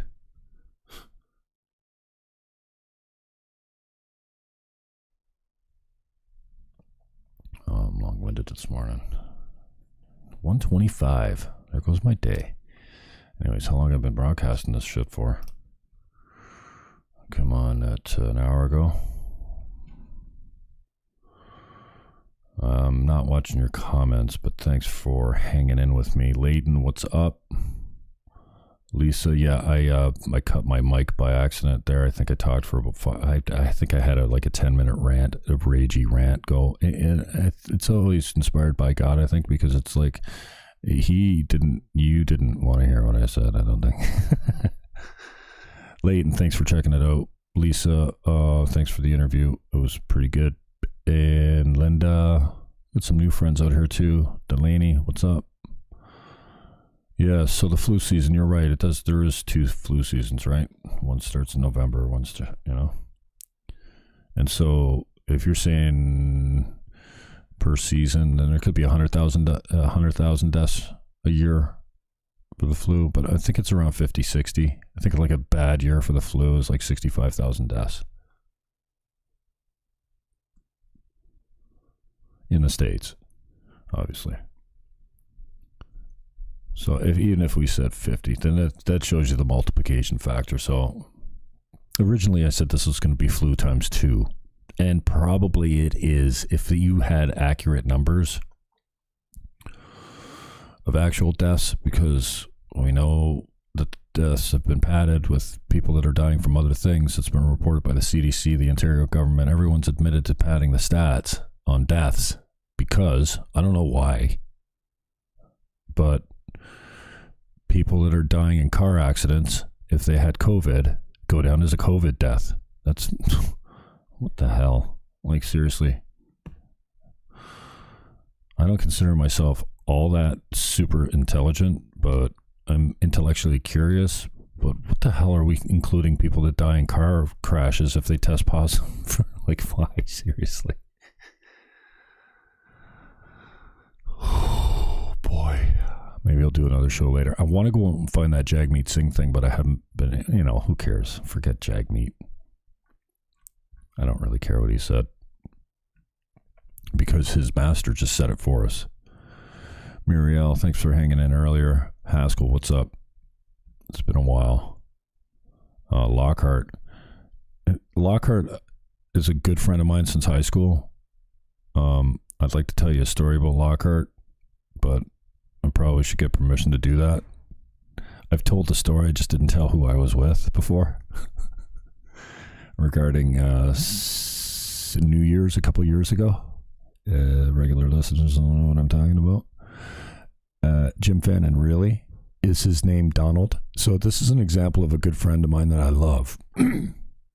Lockhart's a good man, known him for a long time, but ideologically opposed now because I'm not on the left anymore. He brings nothing solid to the conversation, like ever. He brings some facts, bring some opposition, and this is why. Okay, here's my opinion, here's why. Here's nothing like that. And you know how many of these people I disagree with? Like CD, Onofrio, however you say that name. What up, CD? I heard there's a get-together tonight. Maybe I'll crash it. They don't want to talk. I said, well, come on the show then. Don't snipe me. on social media. Come on the show. We'll do it by Zoom. Let's go. No, I'm busy.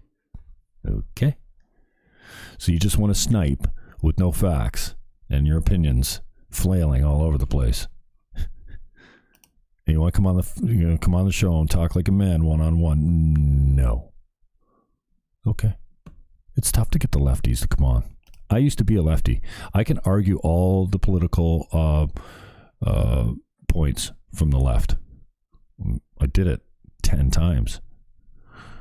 But I'm not left anymore now, man. What's that, Leighton? What about a platform? Could be from another platform. He's live on that now. He's such a big shot. Who's that? Who are we talking about now? Oh, who was I talking about? Oh. No, Lockhart? No, he's not. And that's the other thing, right? I broadcast this stuff because I can, right? And I think it's important that you see it. I've been carrying Trump. I carry Biden. Today I carried the Prime Minister. I don't carry him a lot. He caught me by surprise today. I didn't know he was actually coming on. And so I just kind of rushed to the battle station and quickly loaded up. That's why you'll see I corrected it here. I edited it. But the title said Justin Trudeau sells fear the Canadians.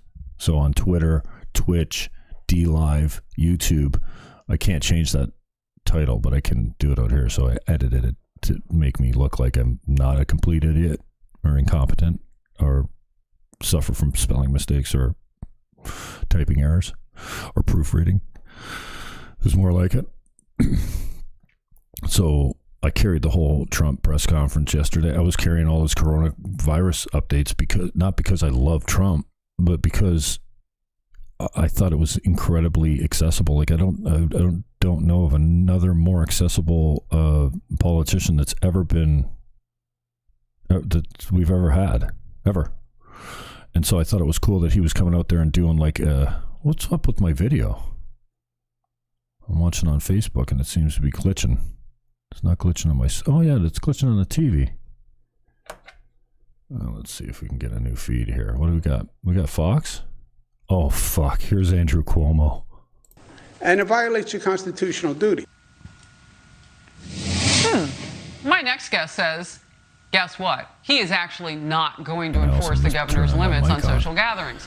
Fulton County Sheriff... I don't think you heard me say, missed it. Yeah, so Cuomo was there. So, yeah, I was carrying just 100%, like I was just pirating Fox News 24 hours a day at one point. Because when I'm not in front of the television or the computer, I want to be able to watch it. So if I'm going to bed and Hannity's on, I can watch it through my Twitter feed. So it is about you, but it also has practical reasons for me. So, but I'm not doing that anymore because, well, they're really strict about the copyright on YouTube. And if you go to TrueTube, I just started another channel yesterday. I'm starting channels faster than they can actually kick me off them. I'm on my 4th YouTube channel right now. The first one I posted today on a memory because it was a year ago today that a year ago today my subs went from 200 to 600 in like no time, and I wasn't expecting that because it's been a long haul on YouTube to even get to 200. I found it really difficult to get subscribers. It's tough. And now I have this. I just hit 100 subs. But see, I'm on 2 strikes here. So I can't broadcast anything on this channel, but I have several others. So when I do go to a Tucker Carlson interview or I go to broadcasting 24/7, I do it on channels that don't, like, I'm not worried about getting shut down. This will get shut down. See, there you see my typo right there that I can't, well, I can go in right now and edit it, I suppose. TrueTube is also the website that at some point will be behind a paywall, and this stuff will be not free anymore. That's the idea, right? My interview with Rob Barry's up there. Great conversation. WhatsApp. I'm home alone if you want to. What? Oh, is that like porn coming in on WhatsApp? What was that? I should have let it go. I'll have to go back and watch it again. Well, I don't usually get porn pop-ups here. Huh. I wonder what that was. Anyways, TrueTube is where I will be at once I get rolling with it and we get some subs and some monthly income. I'll be able to broadcast from here. But until now, until then, it's going to cost me $100 a month probably, basically, to be able to broadcast on a regular basis. I think. Like, that's for a small audience. A couple $100 a month. Tops. For the hosting and for all of it. But, so this is, it's coming along.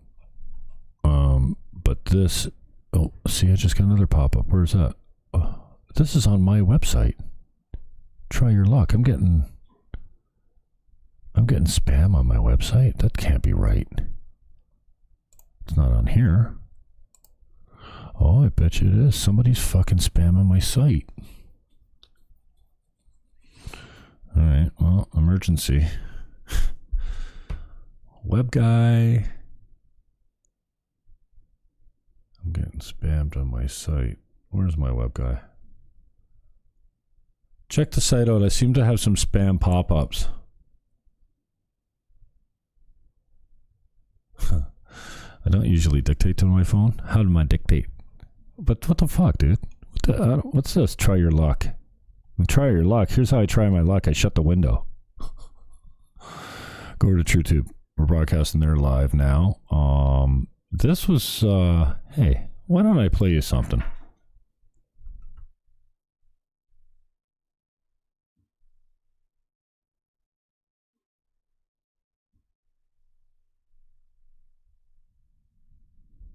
Okay, I'm going to set this up for you a little bit here. You can't see it on the top because it's cut off. I got it cropped. This clip is on the TrueTube channel. It's called Candace Owens Cow Cam. Cow Cam.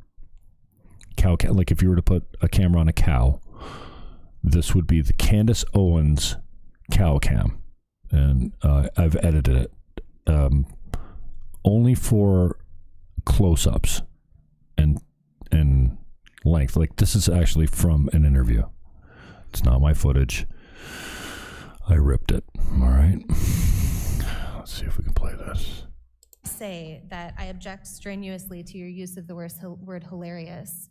To me, this feels a lot like your reaction to being named in one of these manifestos. Now, you're of course not responsible for the words of somebody writing that document, but I do think that laughing at it is a real problem because these are real families that are impacted by this violence. And I think our efforts towards talking about this have to start from a place of mutual respect. Wow. Which is what I've heard from, look at that from face. the side of the table. Now, Oh, the reason we don't cow. have those numbers, I want those numbers. There's the other cow. But the number, to say the numbers don't show something is I don't know if we stick around for her to. Okay, and I have 38 seconds left, Ms. Mulligan, if you want to respond within that time. The only thing I would add is that it's in the name. Terrorism, domestic terrorism, it terrorizes us. It terrorizes us in our homes. It terrorizes us in our schools. Look at the dude in the background. The points made by the other panelists, it is disproportionate. Dude is not happy. Its impact on any individual life, and it's not. You reject the idea it's something that doesn't matter or it doesn't really matter. Absolutely reject. That is correct, and they matter much, much, much, much more. And I've said that. I said that in my opening, and I will say it again. You know that white supremacy and white nationalism ranks nowhere near the top of the issues that are facing Black America. And the reason that you are bringing them up in this room is because it is attempt to make the election all about race as the Democrats. Not in my case, Ms. Owens. I'm sorry. Please do not characterize my motive. Mr. Chairman, it's my time. Yeah, it's my time. You've got your time, Mr. Menez. I'll give you 3 more seconds. Every 4 years, Not such a great edit on my part. Sorry. When I said hilarious, and you just tried to do live what the I think I media missed does that all edit. the time to I missed that. Republicans, to our president, and to conservatives, which is you tried to manipulate what I said to fit your narrative, okay? I was not referring to the subject matter that is hilarious. Here I we said go. it's hilarious that we are sitting in this room today and I've got 2 doctors and a missus and nobody can give us real What? numbers that we can respond to so we can assess how big of a threat this is. Because you know that it is not as big of a threat as you are trying to make it out to be so that you can manipulate. And the audacity of you to bring up the Christchurch shooting manifesto and make it seem as if I laughed at people that were slaughtered by a homicidal maniac is, in my opinion, absolutely despicable. And I think that we should be above that.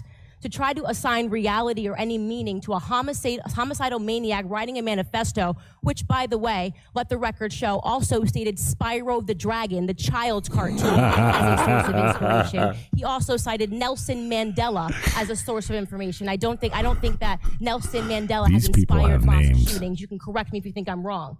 You would rather assign meaning to a homicidal maniac than to actually. Yeah, these women have names. I didn't put them in the clip, but go get them, Candace. Candace Owens. Look at that. Oh, she looks dejected. Candace is going off. This hearing, in my opinion, is a farce, and it is ironic that you're sitting here and you're having 3 Caucasian people testify and tell you what their expertise are. Do I know what my expertise are? Black in America. I've been black in America my whole life, all 30 she years, went to the and I can black tell card. you that you guys have done the exact same thing every 4 years ahead of an election cycle, and it needs to stop.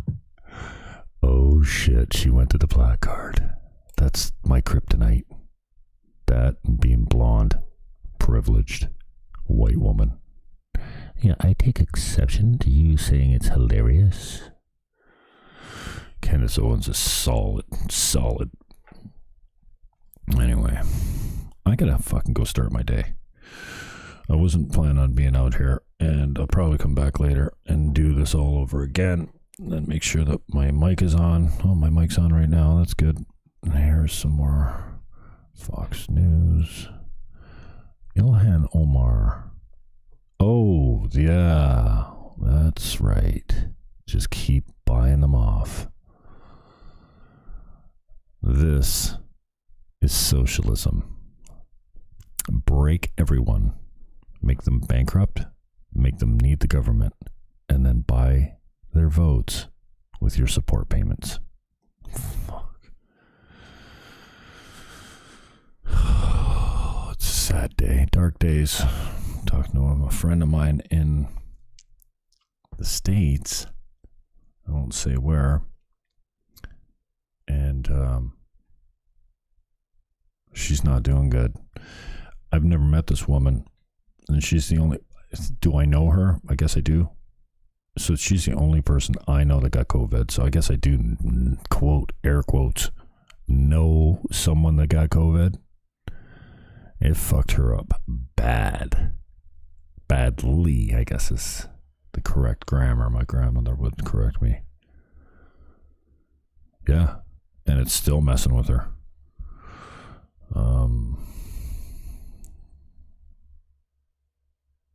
Yeah. Oh, she did get back to me. Anyways, I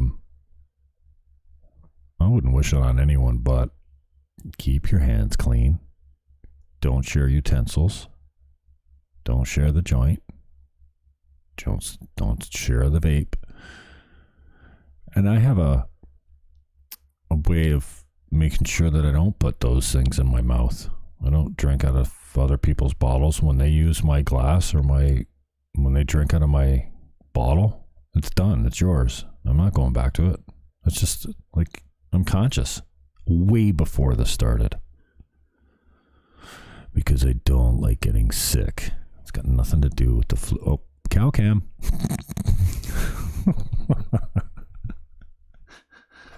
Horrible.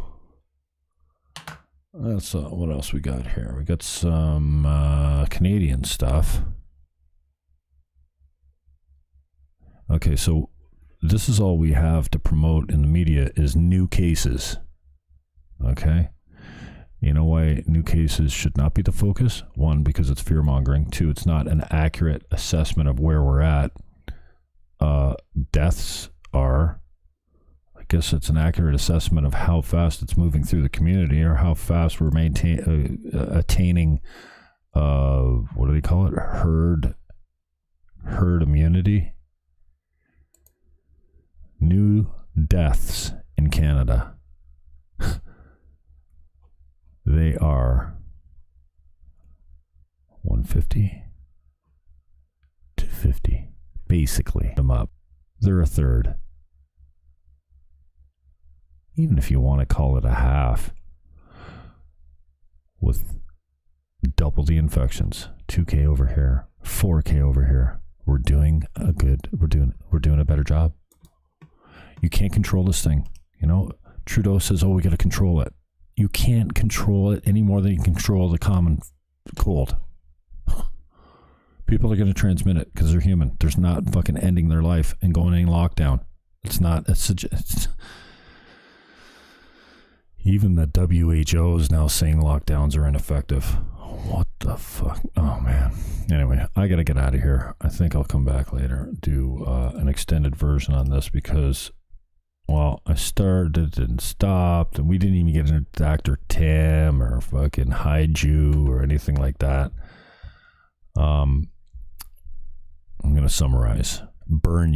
Maxime Bernier is the leader of the People's Party of Canada. He's here with me Sunday at 3 p.m. EST.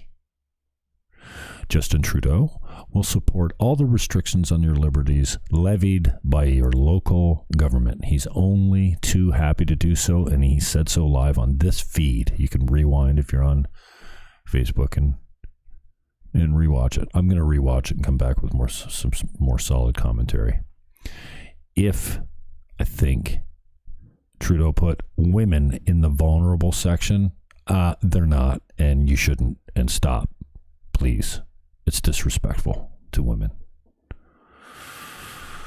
You're vulnerable over 80 in this. Women and minorities aren't disproportionately catching or dying of this disease. Stop it. Division. This is all this man sows. And you need to listen to your governments, he tells you. Well, guess what? The government doesn't know what's best for me. So no. I know what's best for me. And you can't replace income with subsidies and welfare payments. I mean businesses. I mean entrepreneurs.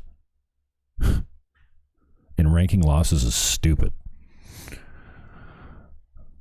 The 70-year-old man that tossed himself out of a 7th-floor balcony because he hadn't seen his family in 10 months actually ranks higher for me. But I don't rank losses. Losses are losses. But the losses from COVID are over 80 years old. The losses from suicide, drug addiction, mental abuse. Yeah, that's what Trudeau just gave us. Mental abuse. And the smallest businesses, I don't think, other than CERB and UI, I don't think they qualify for shit. They're not getting, if you got a payroll of under 50K, you're not getting any wage protection. You're not getting any no interest loans. You're not getting any resources to, inject into your business. You get nothing. Oh yeah, we're going to be there for you. You know where Trudeau's going to be? Working from home in his fucking cottage. Finger quotes again. And he told us that we know it works because we did it in the spring. Well, why are we still here then? Well, I know, yes, we predicted a second wave. Okay. We know it works because we did it in the spring. No, what we know doesn't work because we did it in the spring and we're still here. And lockdowns don't work. And you're going back to exactly what didn't work. I don't have to be a politician to know that this dude does not have an idea what he's doing. He's just coming out, making himself look good, virtue signaling, platitudes, and then give everyone money.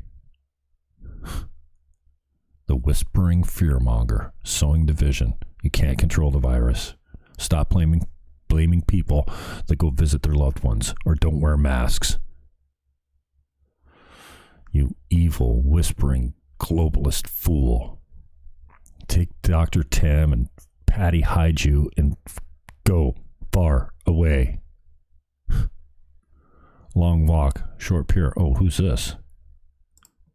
What? By the measures that are in place to manage the spread of the virus. But most of all, we are tired of reporting the cruelest impacts of this virus. It took 248 days for Manitoba to record 100 COVID deaths, and it took only 13 days for us to double that amount. We're now up to 208 deaths, 208 families that are in mourning, 208 families that have been unable to properly grieve for their loved ones, to gather together and support each other as they remember the person they lost. This virus is robbing us all of pieces of our normal lives, but it is robbing families of their loved ones. And we can do something about it, and we must. So each of these individuals who we've lost is so much more than a number. They were loved, they are missed, and they won't be forgotten. Push to helplessness. 90 people are in hospital today due to COVID. Nice. We have people of all ages and from all Ford's walks of back life at in our 3:30. I forgot about hospitals that. right now. So there's no denying our elderly population carry that is probably live hit as well. the hardest by this virus. Ford at 3:30. He's going to talk about all the rest of the liberties you didn't lose under Justin Trudeau. He's going to take the rest of them. Thanks for hanging in, Linda. Anybody else that's watching on any of the other platforms, I don't usually monitor them all. Is there somebody maybe that's watching this later? Twitter, what's up? Periscope. I need something that funnels all the conversation, all the comments from Twitter, DLive, YouTube, Facebook, and everything, that funnels them all to one place. I don't know if there's an app for that. Twitch, what up? Media Critic is still hanging around. Oh, no, you're not.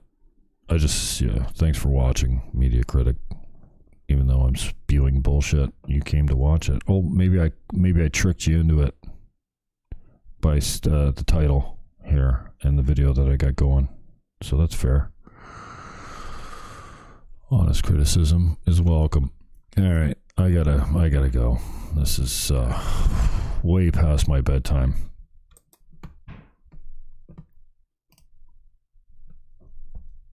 I should have come in with some music, Spaces, but we're still going in the wrong direction. I want to give a special mention to our emergency response team. They have developed, as of a couple of weeks ago, a rapid deployment service. They've been hard at work for the past week for sure, a little bit longer, providing on-site care and staffing at personal care homes that are experiencing outbreaks. And as a reminder, these rapid deployment teams provide short-term intervention so that I care the very little residents about in the this care woman homes or what she's got to say. don't have to be I'm going to cut the transferred to feed. I'm going to say hospital goodbye. if they I'll can come back be at more 3:30 with appropriately Doug cared Ford. for in Peace, their home. love, hug your neighbor. The Don't wear a mask. ERS I'm out. support team has been on site